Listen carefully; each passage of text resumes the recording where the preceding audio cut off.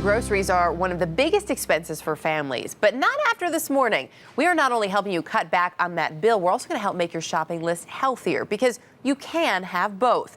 In this week's Health Watch, it is a win-win. Great prices on healthy foods.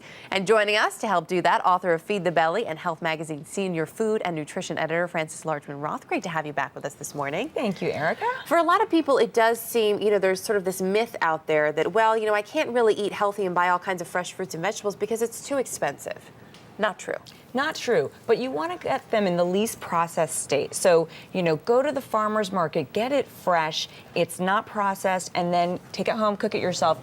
Numerous studies shows that this is the freshest, the best way, healthiest way to eat. And also, if you're looking for fresh produce, fruits, and vegetables, the least expensive way to do it, too, is to shop with the seasons. That's right.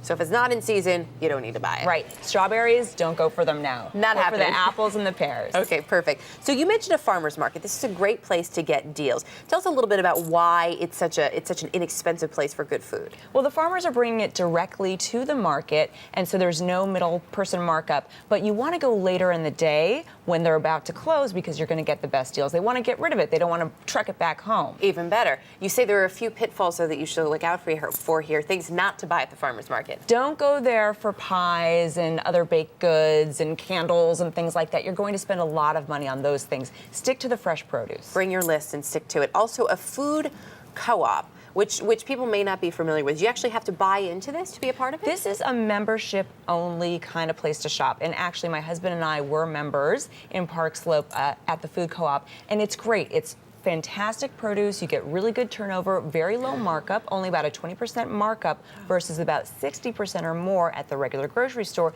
but you do have to work. So if you can't work that into your schedule, it's not going to work out for you. Okay, or some you can actually just buy in and you may not have to work depending on the one in your area. Then Something you to look don't, into. right, but then you don't get as big of a discount. Aha, gotcha. So that's the catch there. So we've got the farmers market, the food co-op, and something called a CSA, a community-supported agriculture. I actually did this years ago in San Francisco. Did you? It was great. You would get a mystery box of vegetables. That's right. Called the box every week. Right. You get the box every week, and it's $400 to $500 a year, or for the season, and so it works out to about $20, $25 a week. This is the cheapest way to go.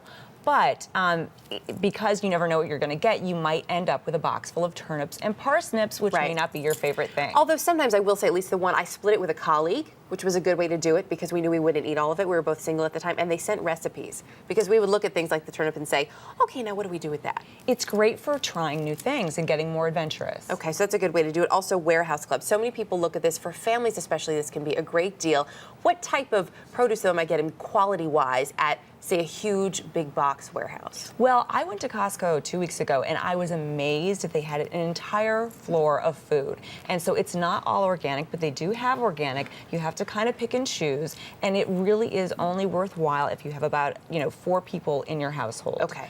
So single people, small families, not a great deal. Yeah, not a great deal. You do have to pay a membership fee. Right, but so that works out well. And then when you're talking about your local grocery store, which for a lot of people in this country, that's the only available option. Right. Can I still get a good deal on good produce? You can. You can get a great deal, but look at those weekly specials. And in fact, many grocery stores are putting them online these days, so you can know what's on sale before you go and kind of cater your menu around that. And again, buy what's in season because that's going to be the cheapest right now. Sounds good. All great tips, and this will help us maybe regain or lose a little bit, I should say, after Thanksgiving before we move into the rest of those holidays. Largeman-Roth, always good to have you with us. Thanks. Thank you. For more tips on saving money on healthy food, just log on to our partner in health, WebMD.com, and search for Eating on a Budget.